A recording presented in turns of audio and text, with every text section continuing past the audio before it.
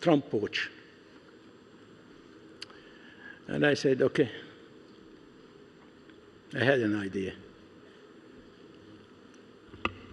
As we're queuing to shake hands with Mr. Trump, I've noticed all the Gulf officials, he started the dialogue.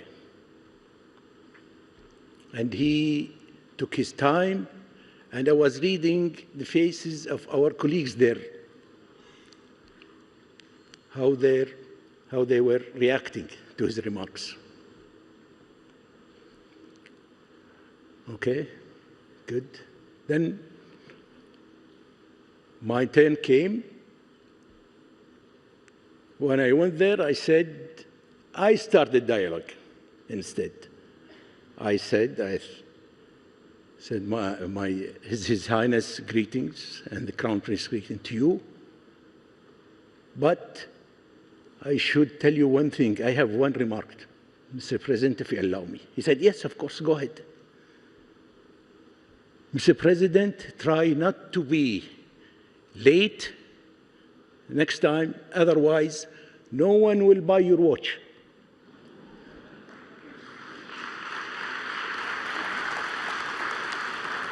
He stayed there second and he said, you got me this time. Then we finished the dialogue in a nice way. So I was the starting of that by reading the incidents, reading what's happening in the international world. I hope everybody will go to his common sense in solving our problems, especially in this area, what's going on in Iran and the negotiation going on now in Turkey. Now it's been transferred to Oman. Hopefully, peaceful solution will be reached. Otherwise, if the war started, then we'll be going in the tunnel, and God knows what happens there. Let's hope for the best.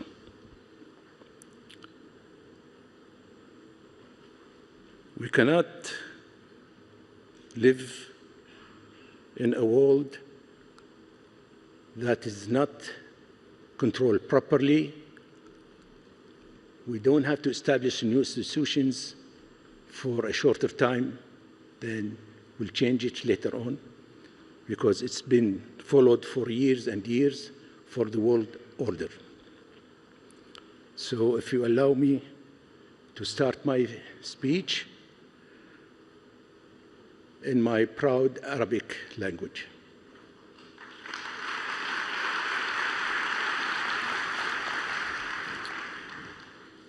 بسم الله الرحمن الرحيم. صاحب السمو الشيخ محمد بن راشد آل مكتوم، نائب رئيس دولة الإمارات العربية المتحدة، رئيس مجلس وزراء حاكم دبي، أصحاب السمو والمعالي والسادة، السيدات والسادة، السلام عليكم ورحمة الله وبركاته. يسعدني ويشرفني أن أنقل إليكم تحيات حضرة صاحب السمو أمير البلاد الشيخ مشعل أحمد الجابر الصباح حفظه الله ورعاه، وتحيات سمو العهد الشيخ صباح خالد الحمد الصباح حفظه الله، مقرونة بأطيب تمنياته بنجاح أعمال القمة العالمية للحكومات 2026.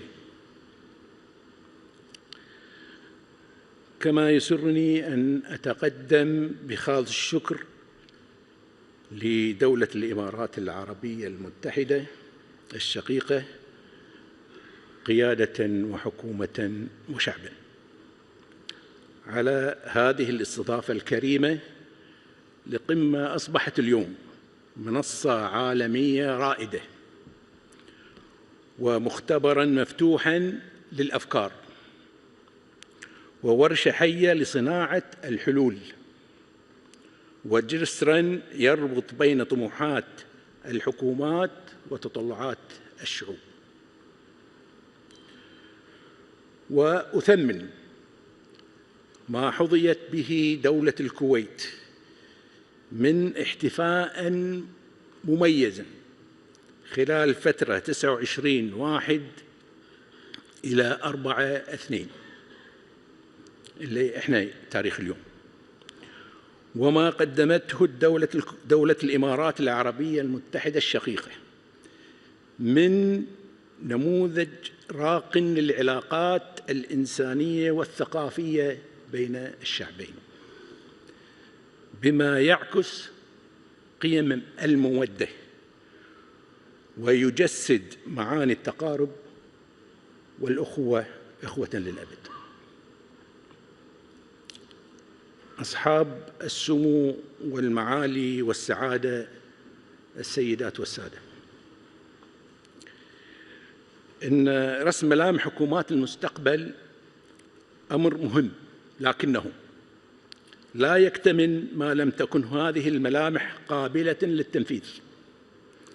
فالتحدي الحقيقي لا يكمن في صياغة الرؤى، بل في تحويلها إلى قرارات وترجمتها إلى سياسات وقياس أثرها في الحياة الشعوب. فحكومات المستقبل لا تقاس بما تعلنه من طموحات، بل بما تحققه من نتائج ملموسة في حياة المواطن اليومية. وقفت أمامكم على هذه المنصة قبل عام وتحدثت عن رؤية مستقبلية لوطن الكويت وتحديات الاقتصاد العالمي الجديد. واليوم أقف بينكم لأشارككم واقعاً صنعناه منذ لقائنا الأخير.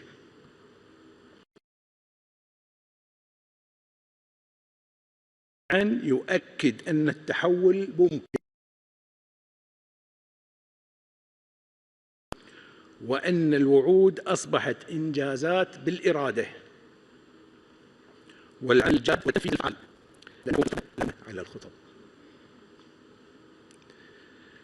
خلال العام الماضي اتخذت دولة الكويت خطوات إصلاحية جوهرية لتعزيز الاستقرار المالي وضمان الاستدامة المالية العامة، والبدء بإصلاح الاقتصاد الوطني وتنويعه وزيادة مساهمة القطاع الخاص. وفي مقدمتها إقرار قانون التمويل والسيولة كإطار تشريعي منظم لإدارة الالتزامات المالية والدين العام.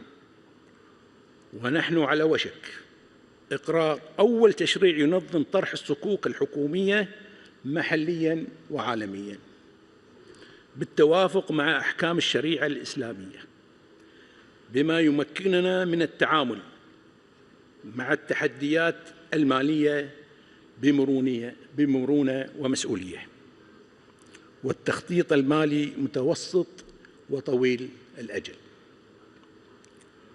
وقد انعكست هذه الإصلاحات مباشرة على ثقة المؤسسات الدولية، حيث رفعت وكالة S&P Global Ratings التصنيف الائتماني لدولة الكويت في نوفمبر 2025 من A+ إلى AA- مع نظرة مستقبلية مستقرة في شهادة واضحة على سلامة النهج الحكومي في إدارة المالية والمضي في مسار الإصلاح. وترجمنا هذه الثقة إلى خطوات عملية من خلال العودة إلى أسواق الدين الدولية بإصدار تاريخي لسندات سيادية بقيمة 11.25 مليار دولار، والانضمام عضواً كاملاً إلى البنك الآسيوي للاستثمار في البنية التحتية، وتحقيق أعلى معدل إنفاق تنموي خلال ال5 سنوات الماضية. وفي هذا الإطار نؤكد أن التصنيفات والسندات أدوات لغاية أكبر تتمثل في بناء اقتصاد متنوع ومستدام يقوم على الشراكة الفاعلة مع القطاع الخاص.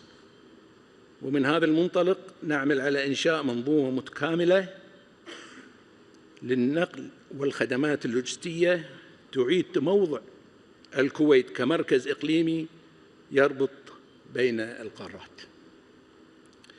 فتم توقيع عقد ميناء مبارك الكبير ليكون بوابتنا البحرية للتجارة العالمية، وافتتاح برج المراقبة الجديد والمدرج الثالث في مطار الكويت الدولي، واستكمال العمل في مبنى الركاب الجديد إن شاء الله الذي سيفتتح 27.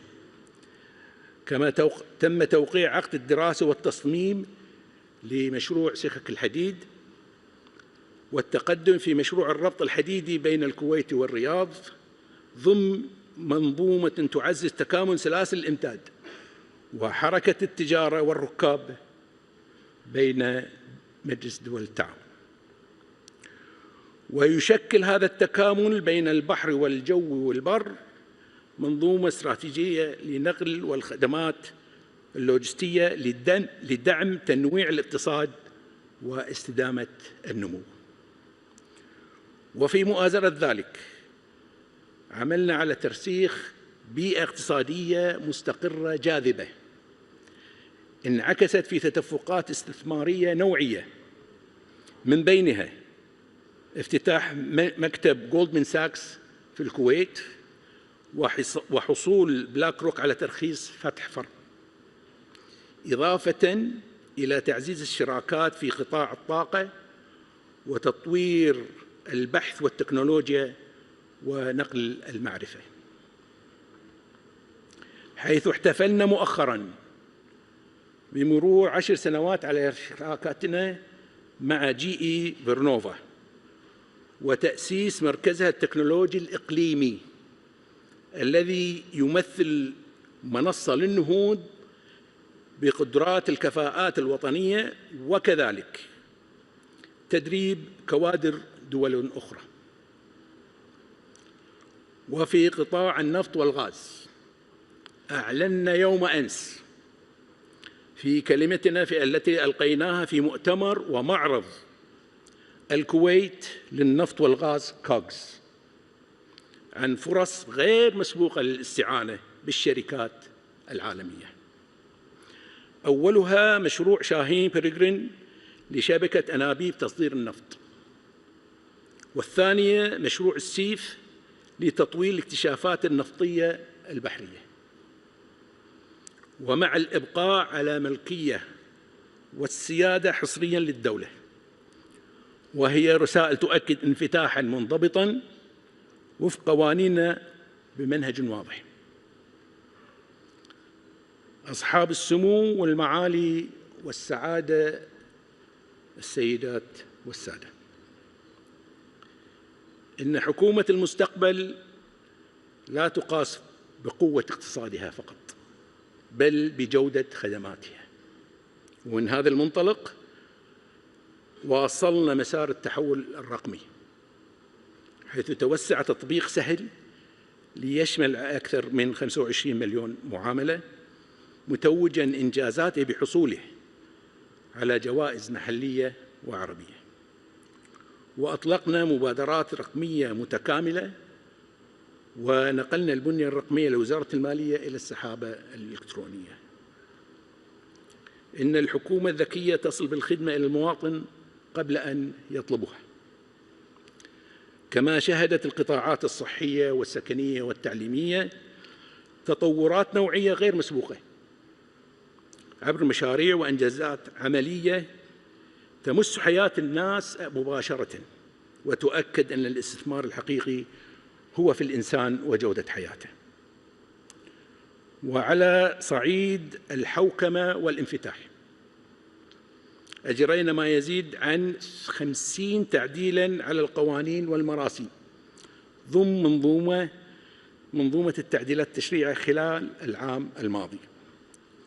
وأطلقنا منصة كويت فيزا، وحدثنا أنظمة الإقامة بالتوازي مع تطوير القطاع السياحي وتحسين جودة الحياة ضمن رؤية متكاملة تقوم على اقتصاد متنوع وحوكمة فعالة واستثمار في الإنسان وانفتاح متوازن على العالم. ما تحقق خلال العام واحد جاء بإرادة سياسية واضحة وقرارات جريئة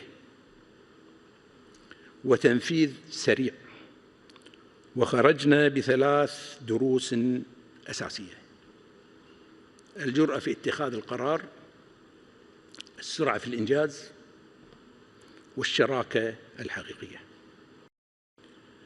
ودولة الكويت التي عرفت مرارة الاحتلال وويلات الحروب تؤمن بأن السلام شرط للتنمية، وأكرر تؤمن بأن السلام شرط للتنمية، وستبقى صوتاً داعياً للحوار واحترام السيادة وبناء الجسور والعمل الإنساني بنهجها الدبلوماسي المتزن والقائم على الاعتدال والحكمة. المستقبل لا ينتظر المترددين، والكويت اتخذت قرارها بأن تصنع مستقبلها وأن تقود التغيير وأن تقدم تجربتها بشفافية وتتعاون مع العالم لبناء تنمية مستقرة ومستدامة. أصحاب السمو والمعالي والسعادة، السيدات والسادة، شكراً لحسن استماعكم، والسلام عليكم ورحمة الله وبركاته.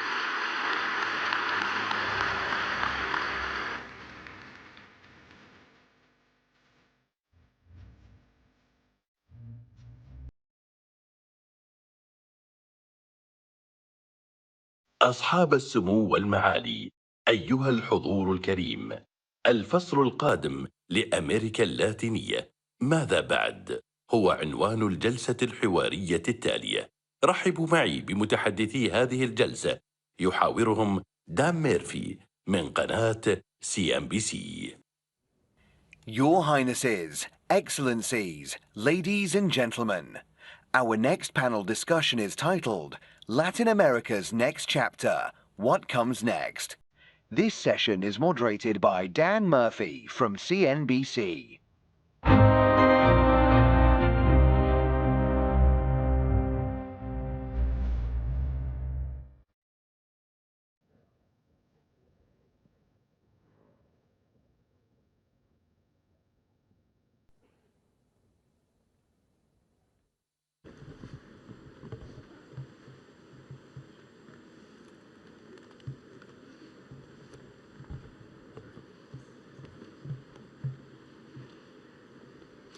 Your Highness, Your Excellencies, ladies and gentlemen, a warm welcome to this World Government Summit special event. I'm Dan Murphy from CNBC. Let's begin with the state of play inside the region today. Just weeks ago, the world watched as US Special Forces extracted Nicolas Maduro from Venezuela. Today, he sits in a federal prison in Manhattan.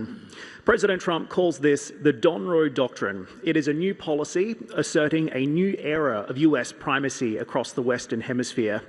For leaders across Latin America and the Caribbean, this raises some fundamental questions.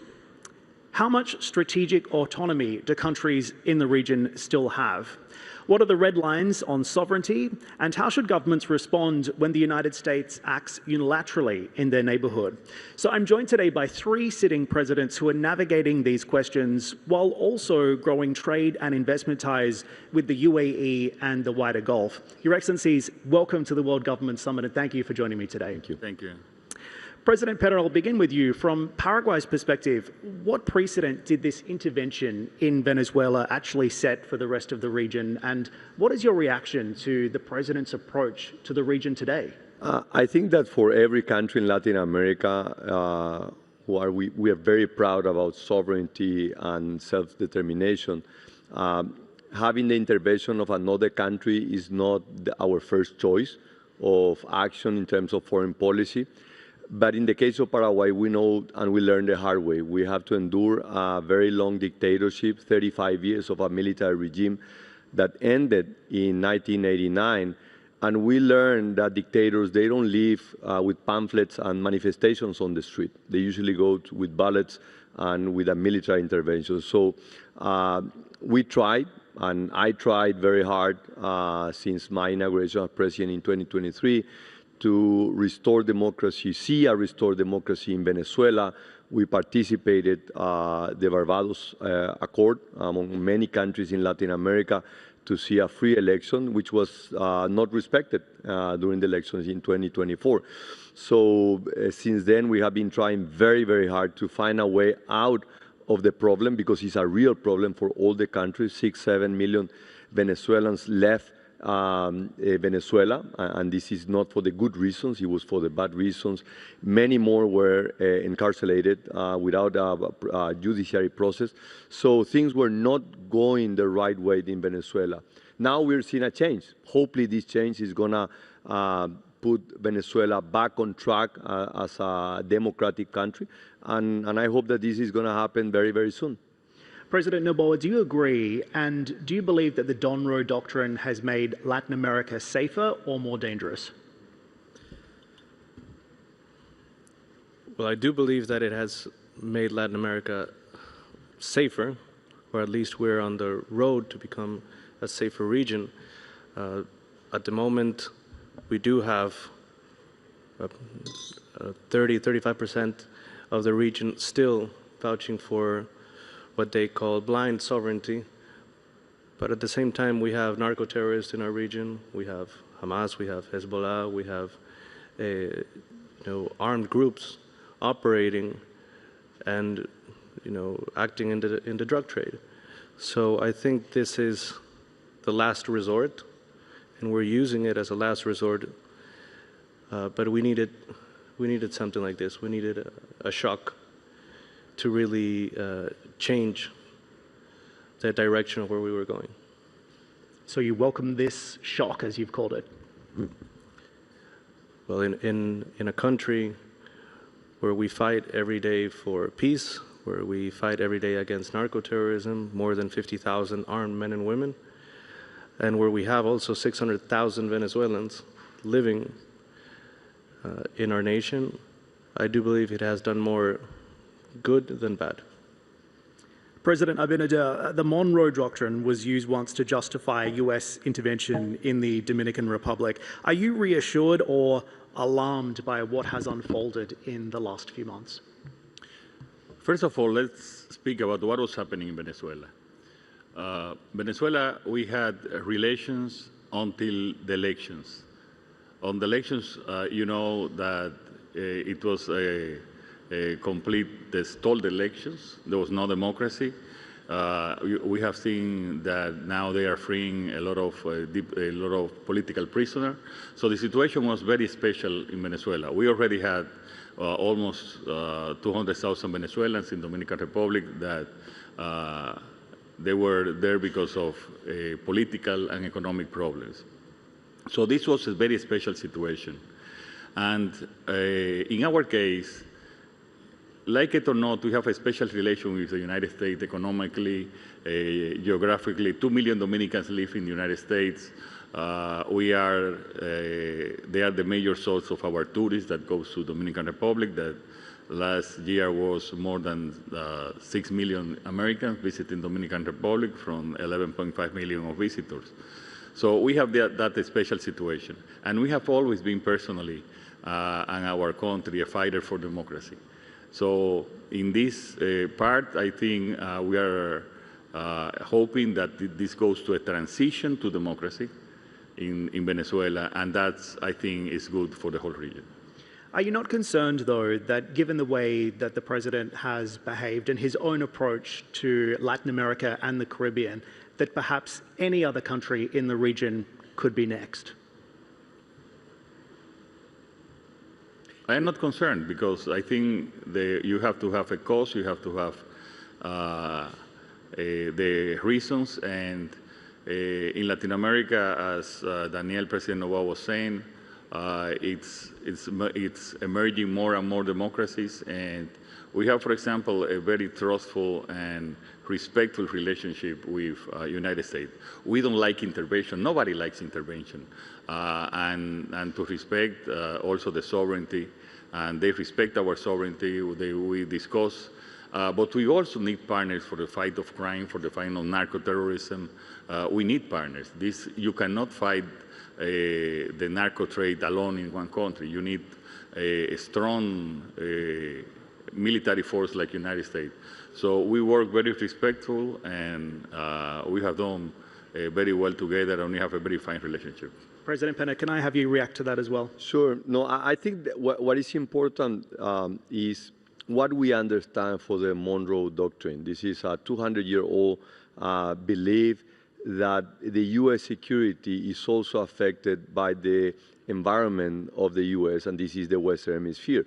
But if you go back to 1823, many of the countries in Latin America were still struggling to get independence. In the case of Paraguay, we were among the first ones to get independence in South America in 1811. So our situation was quite different back then to what is today. Today we see a partnership relation. We don't see a submission relation with the U.S. Paraguay is a strong partner with the U.S., and the same applies to Ecuador and Dominican Republic. But that doesn't mean, because we have a strong partnership, is that we have to put our own interests second to the interests of the U.S. No. We respect their interests, but we also have our interests.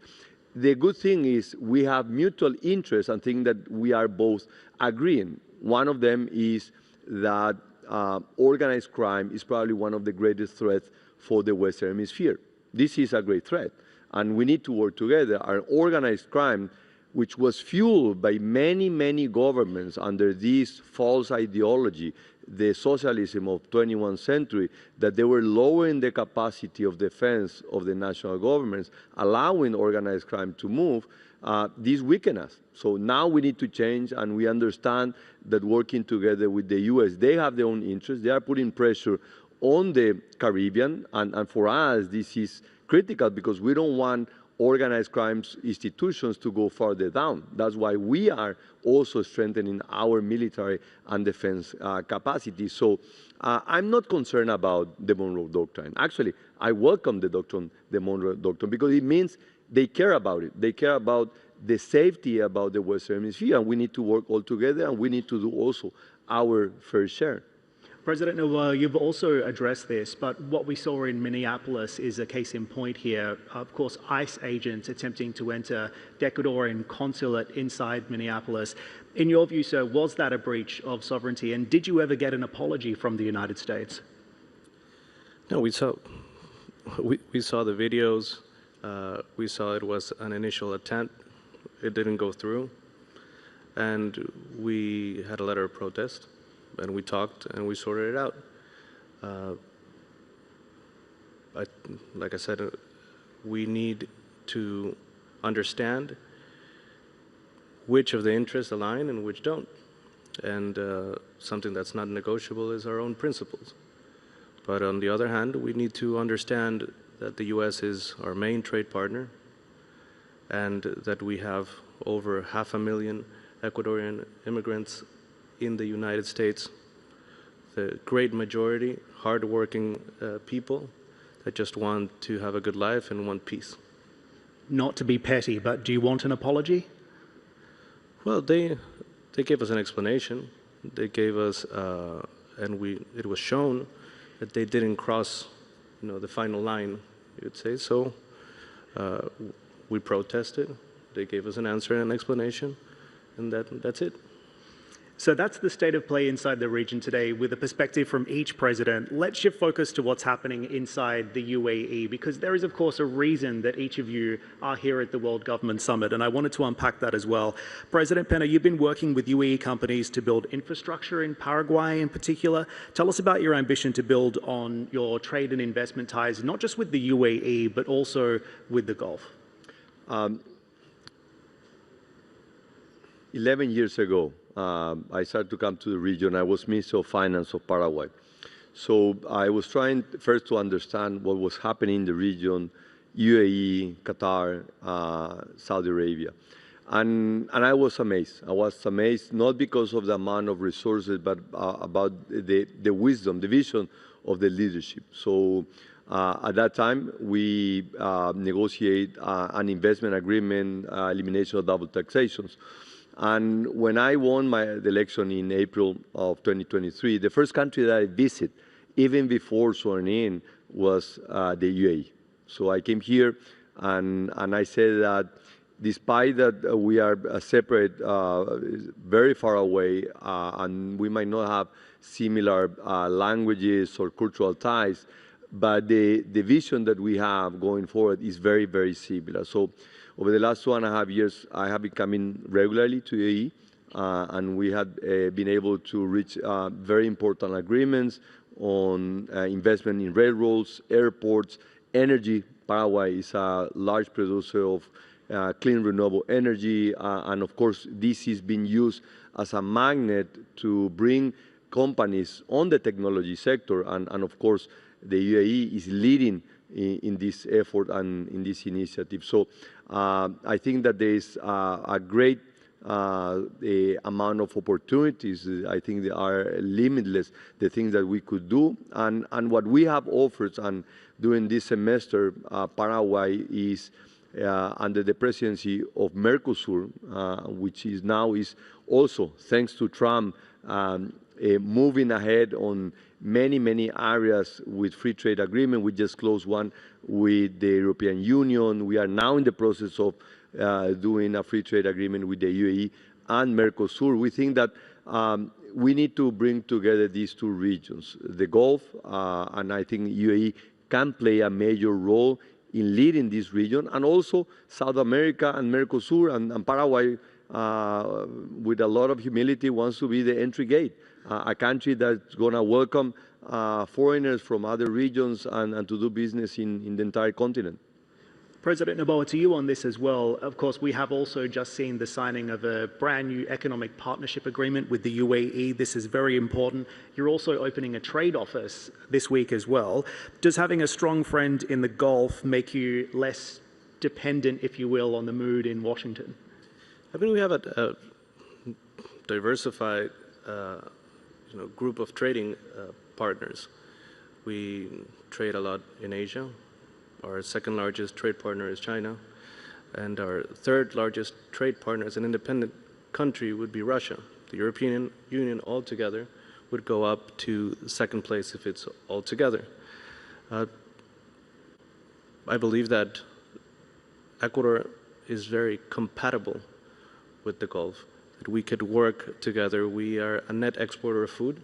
We produce 9 times the amount of food that we can consume.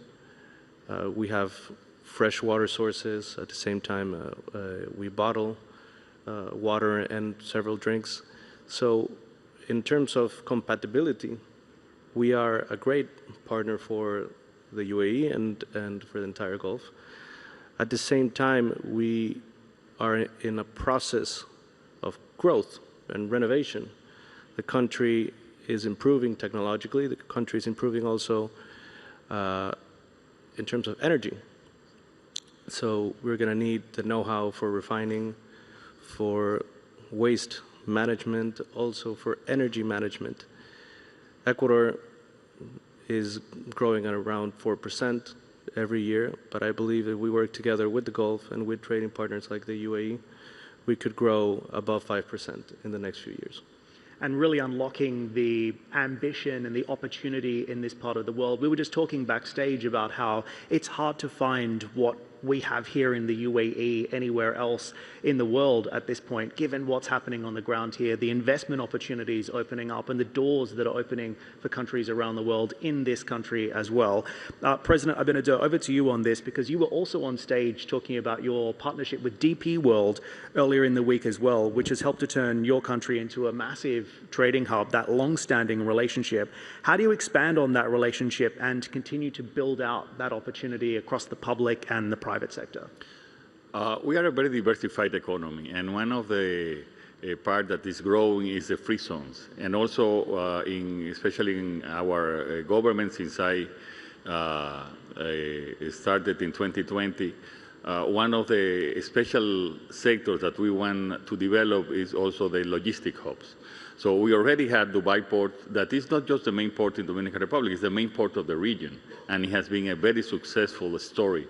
And you can see what Mr. Sultan said. So it has been an excellent relationship, a public-private agreements that now and during my government, it is not just the port or the logistic. Now they enter into the free zones. What better free zone you can have next to the port?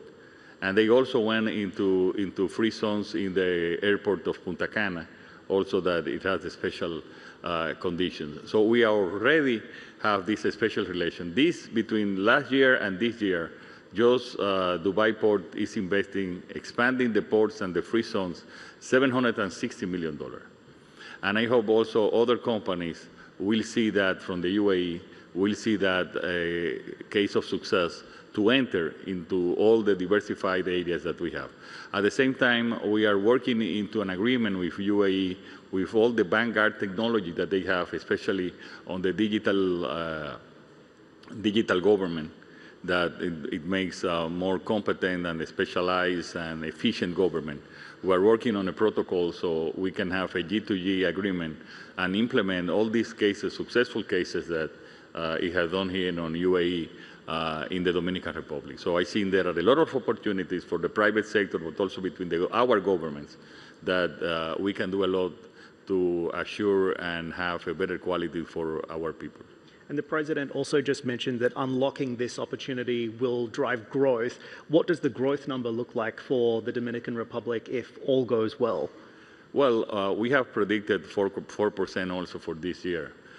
We have been growing at approximately 4.5% for the last 30 years.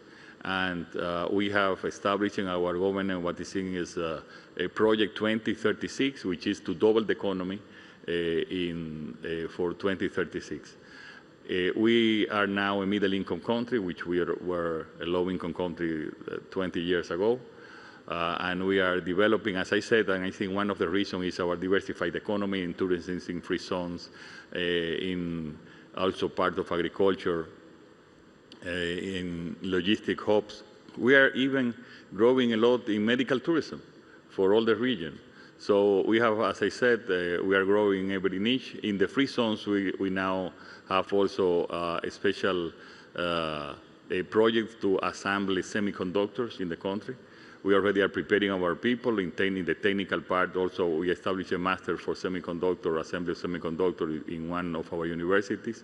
We are exporting $3 billion in medical devices from our free zone. So it's not just the old manufacture of clothes, so we are going more into technology. At the same time, about 800 million exporting electrical equipment. And I think that in that path, there are a lot of opportunities for enterprises with the UAE that can grow. And last year, we have a record of $5 billion in foreign investment, the biggest of the region, and a record for DR, which it says that there is confidence in the country, also for the internal market and also for export. And one of the good things is that the company that has invested in the Dominican Republic invest 68% of their profit in new investment in the DR. So that it says how confident and how well they have been doing in the last few years. I also wanted to shift focus just briefly and talk about something that President Peña and I were also discussing in Davos, Switzerland, only a couple of weeks ago, and that is President Trump's new Board of Peace. Of course, the foreign policy agenda in the United States right now isn't just peace, it's also prosperity, and trade and investment is directly correlated to that. President Trump proposed this Board of Peace as an alternative to traditional security alliances. Paraguay has joined, but Ecuador and the Dominican Republic, as I understand it, were not invited or declined to join. So can I just get some clarity on that? First of all, President Peña, you did sign that piece of paper. You were there in Switzerland. What's the strategic advantage for Paraguay? Paraguay has been very critical. We truly believe in multilateralism. but we also think that the system that was designed after World War II, 80 years ago, is outdated. It's outdated and doesn't reflect the weight of different countries, the participation, and of course at the top of this pyramid is the United Nations, right? It's a large organization, and I have been very, very critical about the UN capacity to solve problems.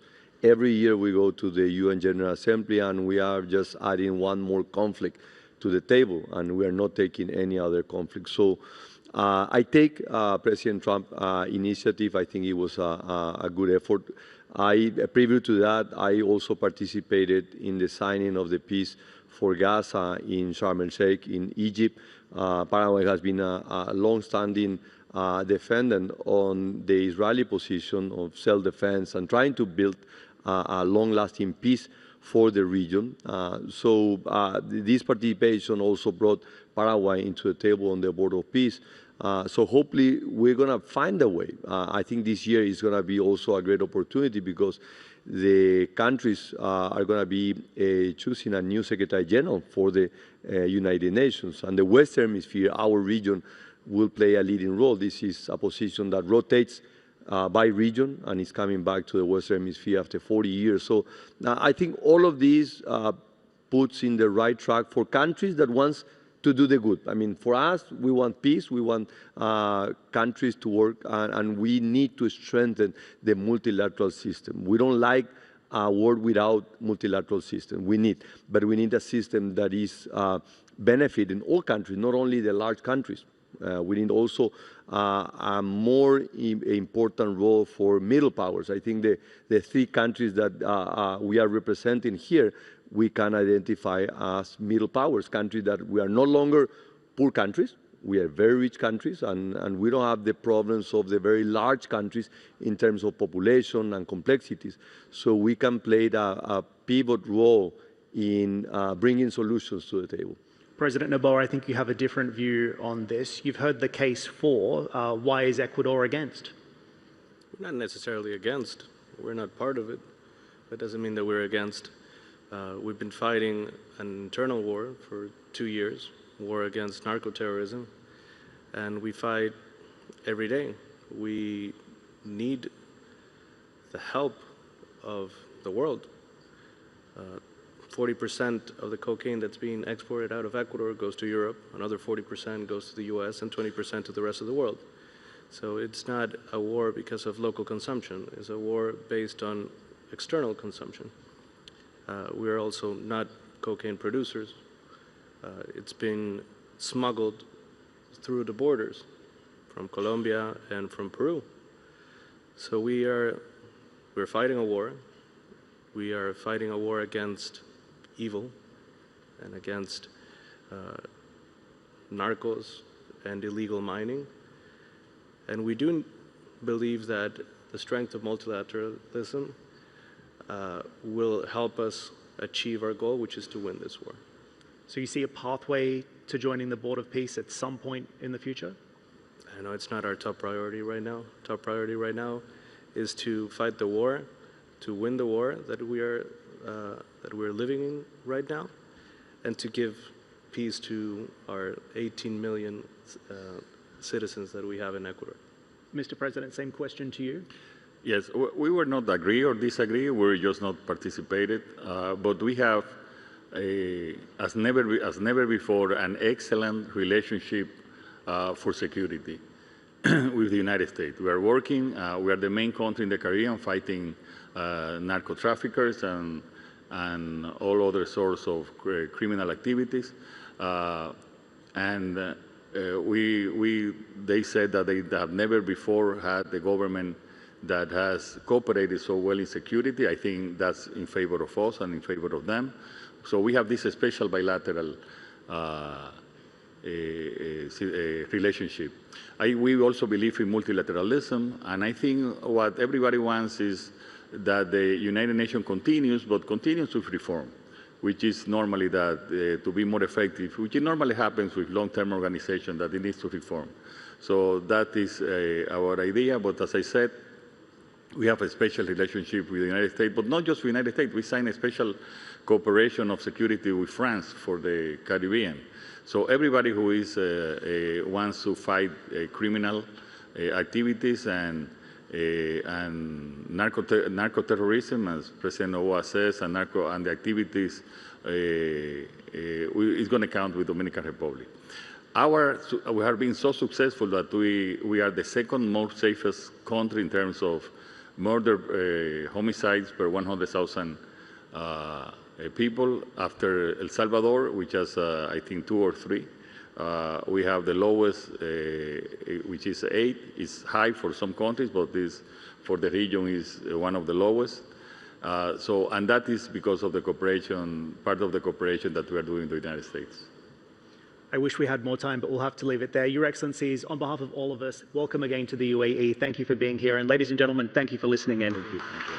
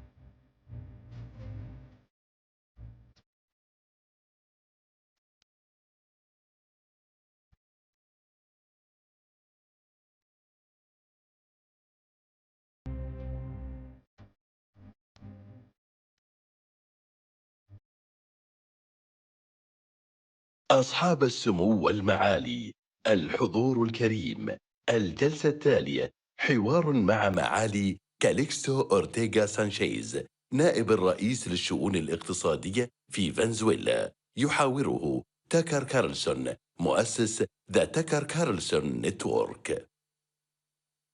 Your Highnesses, Excellencies, ladies and gentlemen, our next session is a conversation with His Excellency Calixto Ortega Sánchez, Vice President for the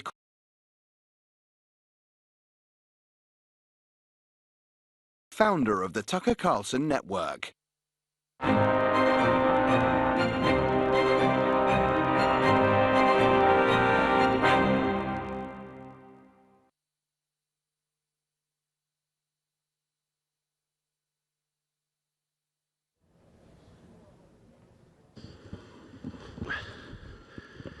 Thank you, Mr. Vice President. So how's your year been? How my year has been? Just kidding. Interesting. Yeah, I know that. Thank you Very so much for doing this. I was trying to picture your New Year's Day. You know, you sort of envision the year ahead, and I bet you didn't call this one on New Year's Day. So you are now in charge of the Venezuelan economy. I should say, for those who don't know your bio, you were head of the country's central bank at 34 and weathered hyperinflation and a lot of other twists and turns. So I think it sounds like you're the man for the job. But let's just start on January 3rd, the day that all of this began. Where were you that day, and what was your experience of it? Well, I was in Caracas. I'm coming from a Catholic family, and those days are very important for us, for family reunion. So I had in my house my mother, my father, my sister, my nieces, of course my little kids. And it was an event that, you know, is at that point in our history now, but we try to move forward and somehow build opportunities for economy under the situation we have to face. Did you know what was happening that day? Well, you know, I woke up in the middle of the night and the events were passing very fast, and just following the news and the statements of the authorities. And, you know, it was a very extraordinary situation, but the Venezuelan people and the authorities have shown that they are ready peacefully to move forward and to build opportunities for our people and for the welfare of the Venezuelan people. So now you're in charge, as noted, of the Venezuelan economy, quite a portfolio at this point. The defining fact, I think, of the economy for more than a decade has been U.S. sanctions, which were very strict, and they were levied with the idea they would destabilize the regime. Obviously, they didn't. It took Delta Force and directed energy weapons to take out the regime. So they didn't actually affect political change, but they did constrain, they defined your economy. Are they, I'm a little bit confused, are they American sanctions still in place?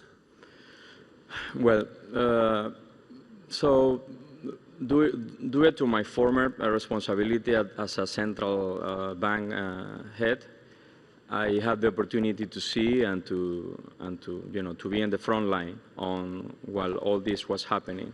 I'm talking about restrictions, sanctions, accusations, the lack of access to your own resources.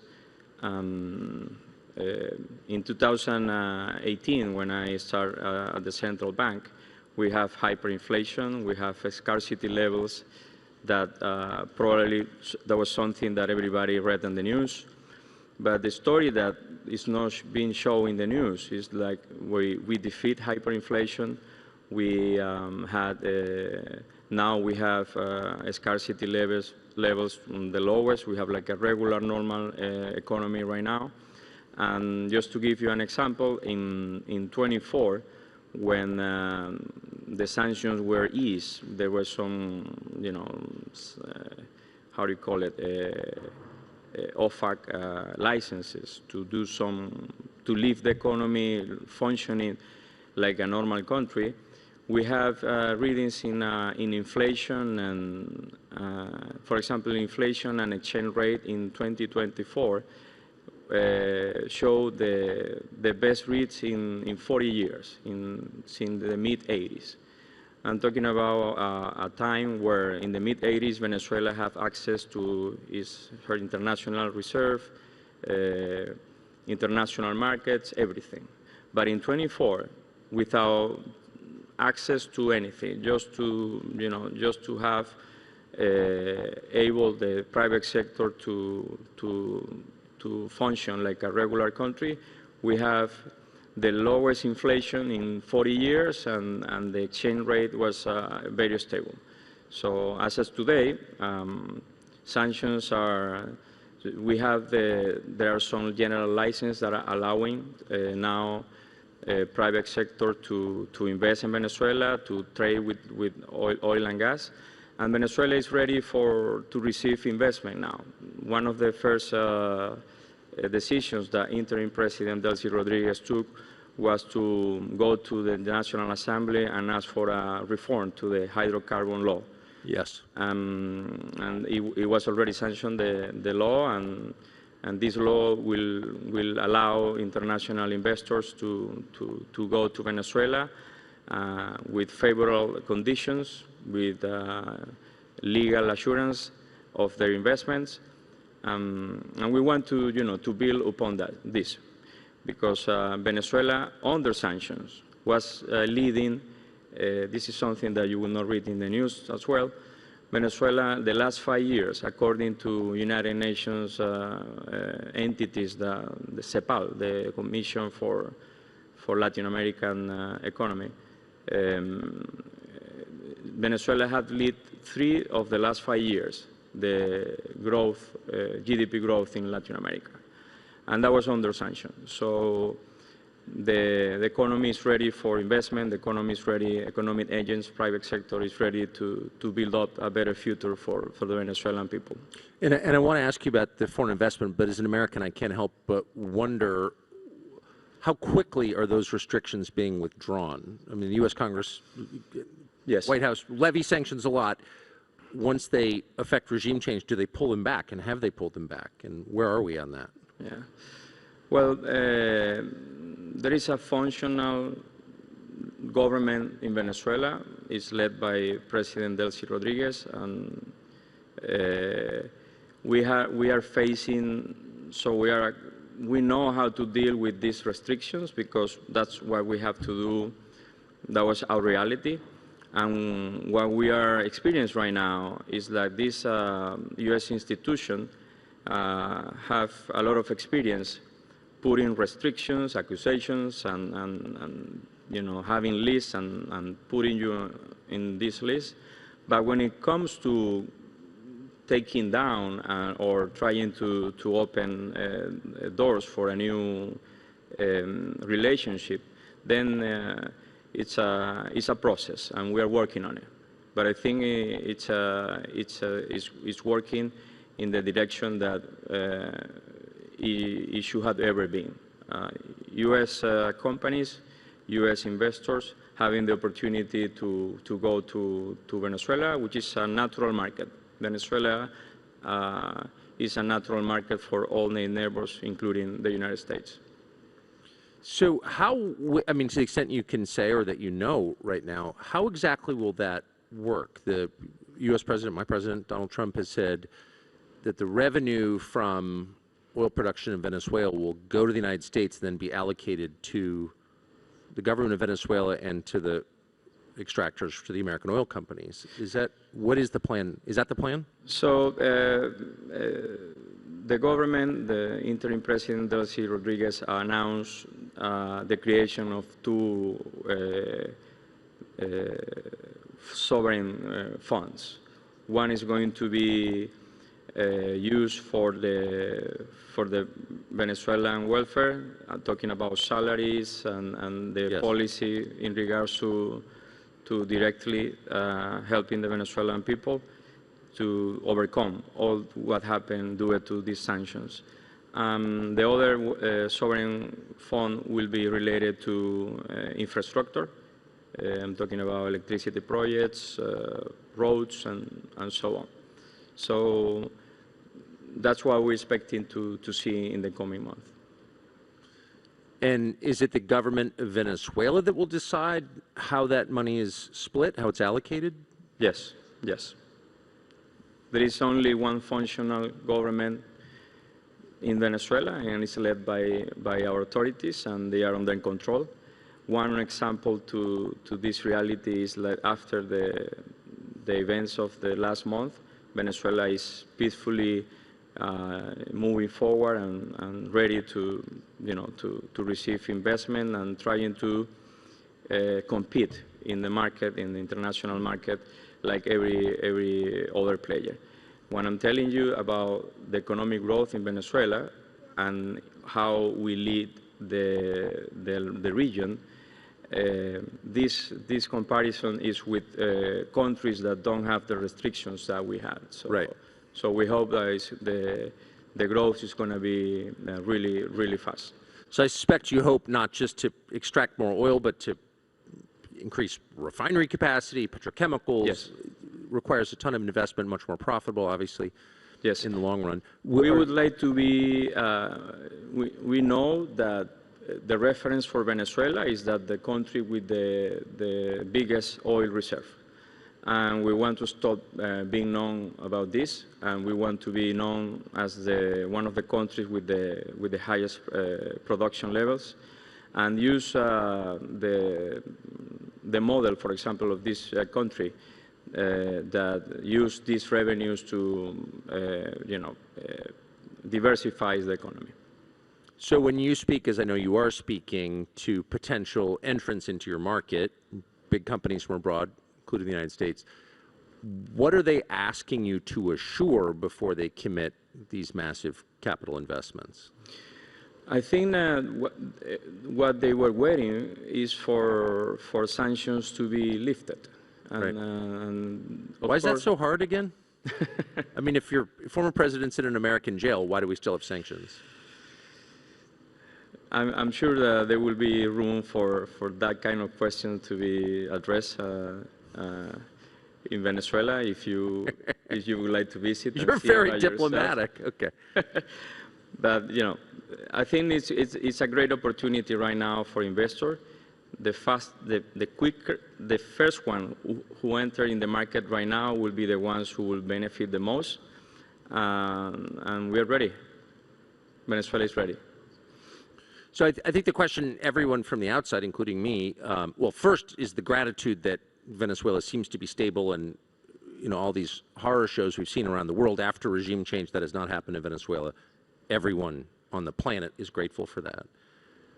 But in order to keep stability, what does the country need, do you think? So stability has been in Venezuela political, economically since at least the last 6 years. Economically speaking, we are solid and ready for investment. As long as the Venezuelan people, it's allowed to have a normal life, to stop make them to live under restrictions that doesn't help to anybody, because it doesn't help the Venezuelan people, it doesn't help the country that imposed those restrictions, it doesn't help anybody. The economy will grow, and the welfare of the Venezuelan people will increase. We have data, for example, I talk about the GDP, but we have data on Venezuelan consumption levels, and it's increased every year, has been increasing.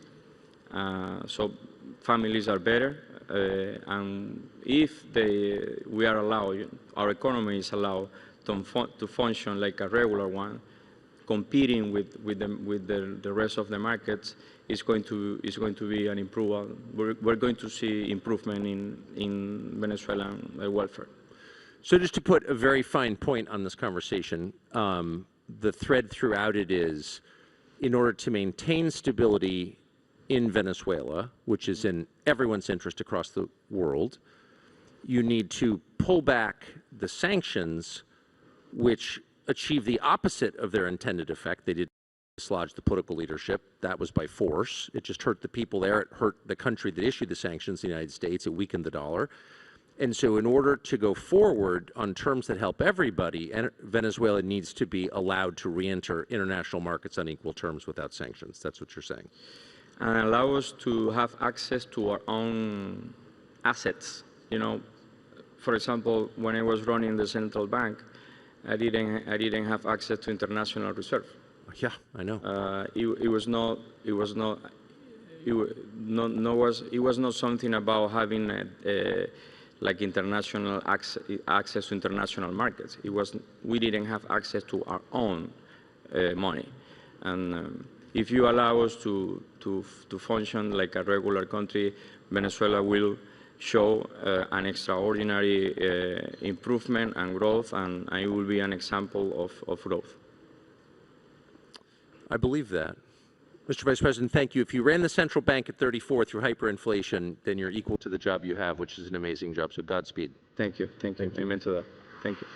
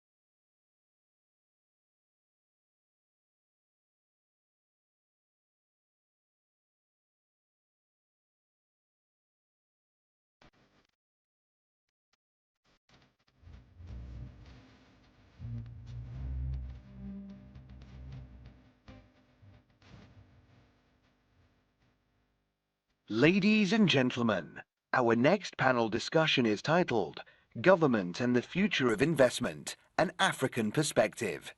This session is moderated by John Defterios from APCO.